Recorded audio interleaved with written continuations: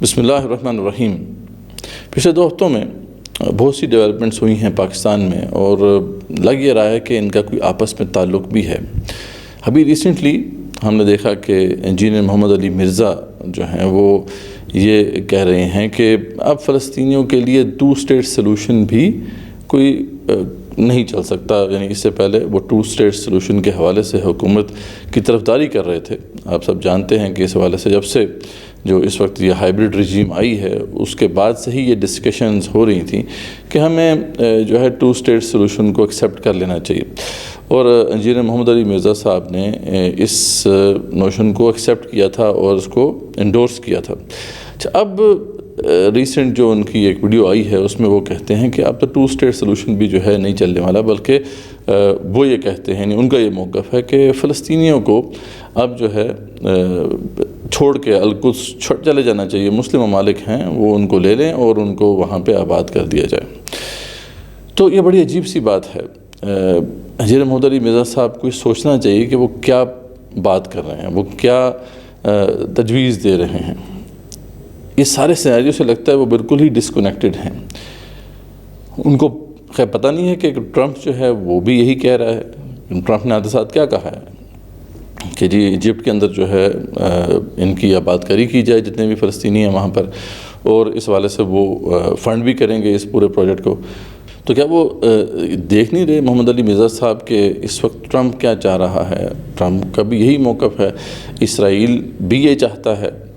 تو آخر وہ کیوں اس بات کو پروموٹ کر رہے ہیں، اور کیوں جو ہے لوگوں کو یہ موقع دے رہے ہیں اپنے بارے میں کہ وہ ان کے بارے میں یہ تاثر قائم کریں کہ وہ بھی کسی طریقے سے اس پورے پروجیکٹ میں ایک طرح سے اعلی کار بن رہے ہیں؟ تو ہم حسن ظن رکھتے ہوئے ان کو کچھ سمجھانا چاہتے ہیں کہ دیکھیں اس مسئلے کو، اس قضیے کو وہ صحیح طریقے سے شاید نہیں سمجھے۔ اگر تو ان کی انٹینشن ٹھیک ہے، اگر تو ان کی نیت صحیح ہے، تب ہم یہ سمجھتے ہیں، ہم یہی پھر سمجھیں گے کہ وہ اس مسئلے کو نہیں سمجھ رہے۔ اصل میں اس مسئلے کو اس اینگل سے دیکھا جا رہا ہے کہ ایک مسلمانوں کا علاقہ ہے جہاں مسلمان رہ رہے ہیں، اور وہاں پر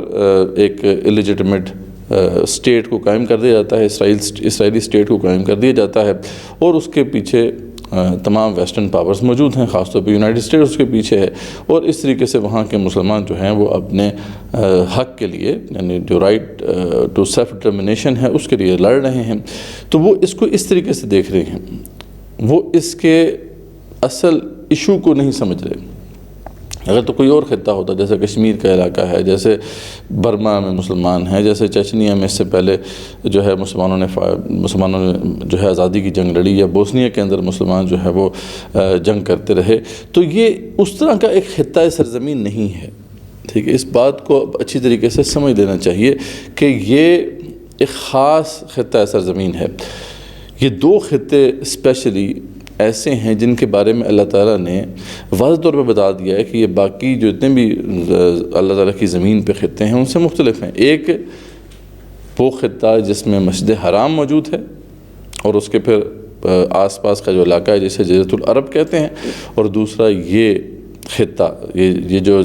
سرزمین ہے فلسطین اور شام کی سرزمین جہاں پہ مسجد اقصی موجود ہے۔ پہلا جو خطہ ہے اس کے بارے میں اللہ تعالیٰ واضح طور پہ قرآن میں فرماتے ہیں کہ یہ جو مسجد حرام ہے اس کے اب آس پاس بھی مشرکین یا کفار نہیں رہ سکتے۔ ٹھیک ہے، یا ایھا الذین آمنوا انما المشرکون نجس، اے ایمان والو مشرکین جو ہے ناپاک ہیں، فلا یقربوا المسجد الحرام بعد عامہم ھذا۔ تو اس سال کے بعد جب کہ اس کی تطہیر ہو چکی ہے، جو بھی مسجد حرام اور اس کا قرب و جوار ہے، جسے احادیث کے اندر جزیرۃ العرب کہا گیا ہے، یہ پورا عرب کا علاقہ ہے جہاں سے اب کفار کو جب نکال دیا گیا ہے، جیسا کہ آپ کو پتہ ہے کہ جب اعلان برات ہوا تھا 9 ہجری میں، جس کا ذکر سورہ توبہ کے بالکل آغاز میں ہے، تو اس کے بعد اس پورے علاقے کو خالی کرا لیا گیا تھا، مشرکین کو یہاں سے نکلنے کا الٹیمیٹم دے دیا گیا تھا، 4 مہینوں کی ان کو مہلت دی گئی تھی، اور اس کے بعد پھر یہ حکم اللہ کا آ گیا تھا کہ اب جب کہ تطہیر ہو چکی تو اب یہ واپس یہاں پہ نہ آنے پائیں۔ اسی طریقے سے مسجد اقصی اور اس کا قرب و جوار جو ہے یہ وہ علاقہ بنتا ہے جو آج فلسطین اور شام کی سرزمین ہے۔ اس کے بارے میں بھی اللہ تعالیٰ نے واضح طور پہ قرآن میں ایک دفعہ نہیں بار بار اس بات کو واضح کیا کہ یہ وہ سرزمین ہے جس میں اللہ تعالیٰ نے برکت رکھی ہے۔ سبحان الذی اسری بعبدہ لیلا من المسجد الحرام الی المسجد الاقصی الذی بارکنا حولہ۔ تو اب اس پہ خیر ہم سارے دلائل دے چکے ہیں، پہلے بھی ہم نے اس پہ ملٹیپل ولاگز کیے اور لیکچرز بھی ہمارے چینل پہ اپلوڈ ہوتے رہے ہیں۔ اس مسئلے کو یہ نہیں سمجھ رہے انجینئر محمد علی مرزا صاحب۔ ذرا سوچے تو صحیح کہ اگر یہی سلوشن آپ جو ریکمینڈ کر رہے ہیں، پروپوز کر رہے ہیں، اگر یہ سلوشن ہوتا تو پھر فلسطینی جو ہیں وہ تو بہت عرصے پہلے ہی اس آپشن کو آپٹ کر چکے ہوتے۔ ان کے اوپر جو ظلم کیا گیا، ان کے اوپر وہ جس طریقے سے ایک غیر انسانی کنڈیشنز کے اندر رہ رہے ہیں، اور ایک جیل کی صورت میں وہاں پہ، نہیں جیل ہے نا، مطلب یہ جو ویسٹ بینک بھی ہو گیا اور دوسرا جو ہے غزہ، یہ تو ایک جیل کی صورت ہے جہاں پہ مسلمان رہ رہے ہیں، اور ان کو وہ تمام سہولیات اور جو بھی کسی بھی اور انسان کو جس دنیا میں رہ رہا ہے میسر ہیں، وہ میسر نہیں ہیں۔ اور اوپر سے جو ہے ایک اسٹرکٹ سیکیورٹی اور سرویلنس رجیم جو ہے ان کے اوپر مسلط کی گئی ہے۔ تو وہاں پہ آخر وہ کیوں رہ رہے ہیں؟ اگر تو یہ آپشن ان کے پاس ہے یا ہوتی تو وہ تو بہت عرصے پہلے اس کو آپٹ کر چکے ہوتے اور وہاں سے چلے جاتے۔ وہ جو لوگ وہاں پر اس وقت بیٹھے ہیں وہ مسلمانوں کی طرف سے ایک فرض کفایہ ادا کر رہے ہیں۔ اس لیے تمام جو امت مسلمہ کے اسکالرز ہیں وہ یہ بات واضح کر چکے ہیں کہ یہ ان کی جو وہاں پہ کیفیت ہے اس وقت وہ رباط کی ہے، یعنی وہاں پہ جو رہنے والے لوگ ہیں وہ ایسے ہی جیسے کہ سولجرز جو ہوتے ہیں وہ چوکیوں پر حفاظت کر رہے ہوتے ہیں۔ تو یہ مسجد اقصی اور اس کا قرب و جوار کا جو علاقہ ہے، القدس کا جو علاقہ ہے، اس کو ہم نے ہر حال میں ڈیفینڈ کرنا ہے، اس کو ہر حال میں ہم نے اپنا بنا کے رکھنا ہے، اور اسی طریقے سے معاملہ جو ہے جزیرۃ العرب کا ہے۔ اب جسٹ امیجن، یہ تو بات شاید نہ سمجھ میں آ سکے انجینئر محمد علی مرزا صاحب کو، کہ جسٹ امیجن خدا نخواستہ اللہ نہ کرے کہ اگر خانہ کعبہ کے اوپر ان کا قبضہ ہو جائے، یا ایک ایسی ہی ایک اللیجٹمیٹ ریاست جو ہے وہ خانہ کعبہ میں بھی وہ قائم کر دیں ویسٹرن پاورز، اور کچھ عرصے جو ہے وہاں کے لوگ، وہاں کے مسلمان جو ہے اسے ریزسٹ کرتے رہیں اور آخرکار جو ہے ان کے اوپر بہت زیادہ ظلم ہو رہا ہو، تو اس وقت بھی کیا انجینئر محمد علی مرزا صاحب یہی کہیں گے، یعنی ہائپوتھیٹیکلی ہم اس سچویشن کو پیش کر رہے ہیں، کیا انجینئر محمد علی مرزا صاحب یہی وہاں پہ تجویز دیں گے کہ ان کو بھی وہاں سے جو ہے چھوڑ کے چلے جانا چاہیے اور خانہ کعبہ کو ان کے حوالے کر دینا چاہیے؟ یہ نہیں ہو سکتا۔ کوئی مسلمان یہ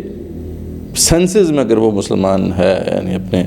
اگر اپنے حواس کھو بیٹھا ہے تو وہ علیحدہ مسئلہ ہے، لیکن اگر وہ ہوش و حواس میں ہے تو وہ کبھی یہ نہیں کہے گا کہ ان لوگوں کو خانہ کعبہ چھوڑ کے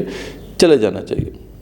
تو یہی معاملہ مسجد اقصی کا بھی ہے۔ مسجد اقصی کی اہمیت ہمارے نزدیک خانہ کعبہ کی طرح ہی ہے، کیونکہ وہ رسول اکرم صلی اللہ علیہ وسلم کا اور اولین مسلمانوں کا قبلہ اول ہے، اور تمام جو بڑے بڑے انبیاء علیہ السلام آئے ان سب کا جو ہے وہ قبلہ ہے۔ اور اگر ہم ترتیب کے اعتبار سے دیکھیں تو پہلا قبلہ تو یہی تھا خانہ کعبہ، لیکن وہ قبلہ ثانی کہلاتا ہے۔ وہ کتنے ہی انبیاء علیہ السلام جو ہیں ان کا وہ قبلہ رہا ہے۔ تو ہمارا تعلق اس کے ساتھ یہ اس اسلام کی بنیاد پر ہے جس کو ہم کبھی بھی نہیں چھوڑ سکتے، اور اسی لیے وہاں پہ جو لوگ بیٹھے ہیں وہ کیوں وہاں سے نہیں جا رہے جبکہ ان کے اوپر ظلم کی انتہا کر دی گئی؟ تو اس کا بھی خیال نہیں کیا محمد علی مرزا صاحب نے، اور یہ بات جو ہے اپنے منہ سے نکال دی۔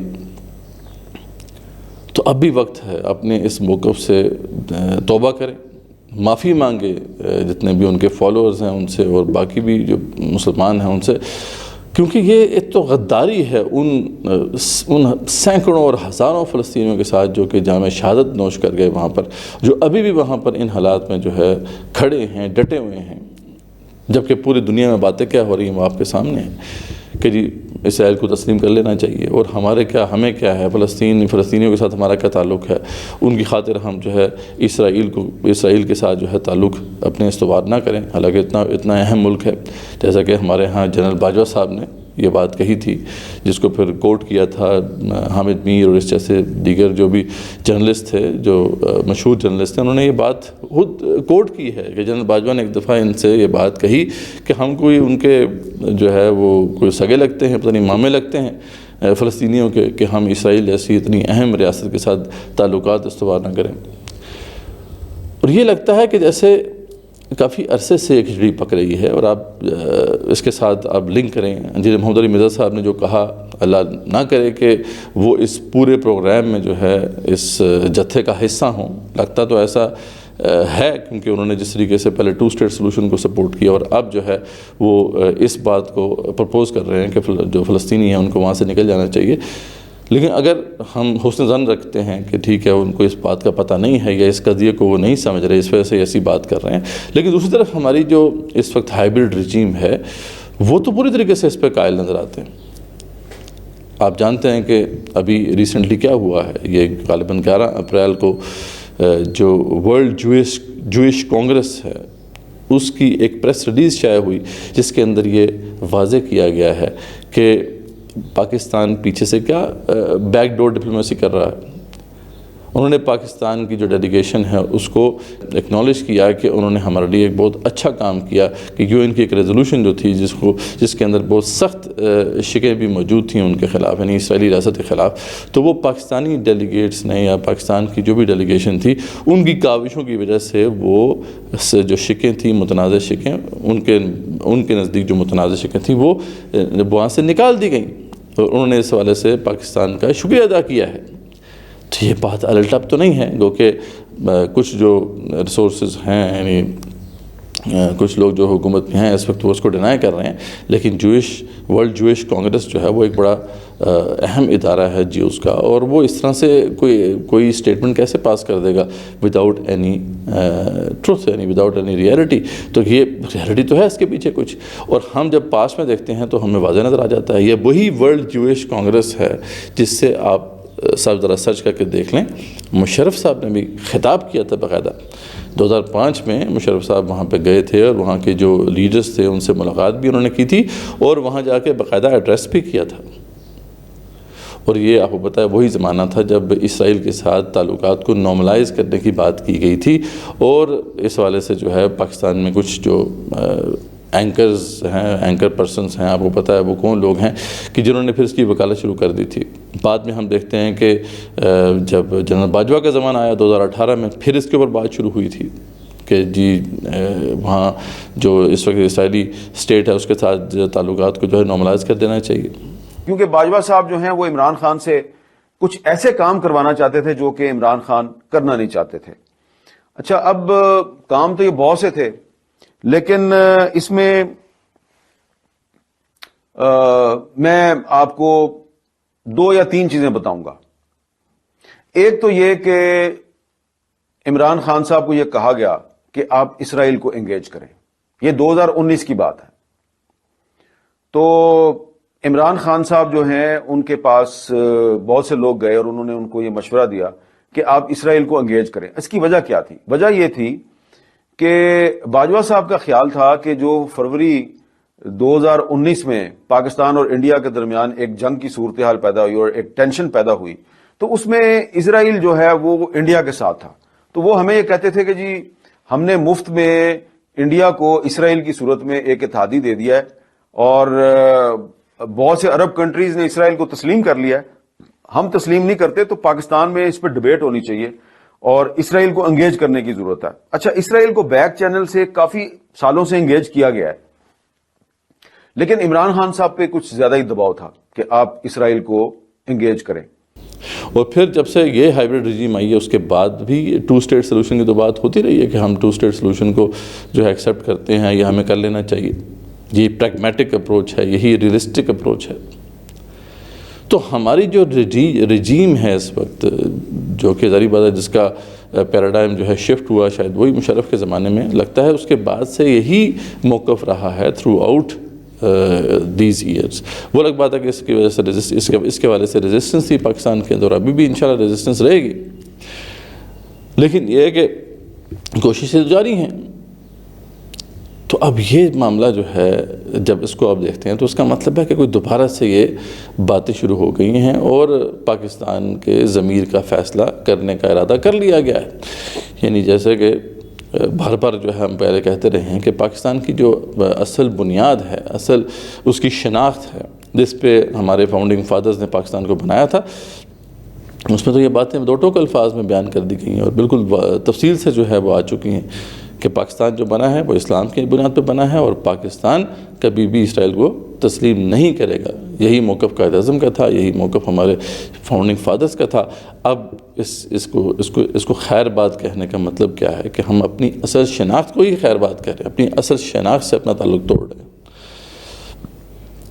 لیکن انشاءاللہ جیسے پہلے جو ہے ایک بہت بڑی ریزسٹنس کو فیس کرنا پڑا تھا ہمارے ان کچھ لوگوں کو جو کہ یہ حرکت کرنے جا رہے ہیں، اب بھی ریزسٹنس کا سامنا کرنا پڑے گا، اور انشاءاللہ ہم نہیں ہونے دیں گے۔ یہ پاکستانی کبھی بھی ایسا جو ہے ڈیسیژن قبول نہیں کریں گے انشاءاللہ۔ لیکن یہ انفارچونیٹ معاملہ ہے کہ ہمارے ہاں انجینئر محمد علی مرزا جیسے لوگ، اور پھر جاوید احمد غامدی جیسے لوگ، اور اس طرح کے اور بہت سے لوگ ہیں کہ جو اس وقت اس کی وکالت کرتے پھر رہے ہیں کہ دیکھیں ہم تو کچھ بھی نہیں کر سکتے، اس لیے ہمیں کیا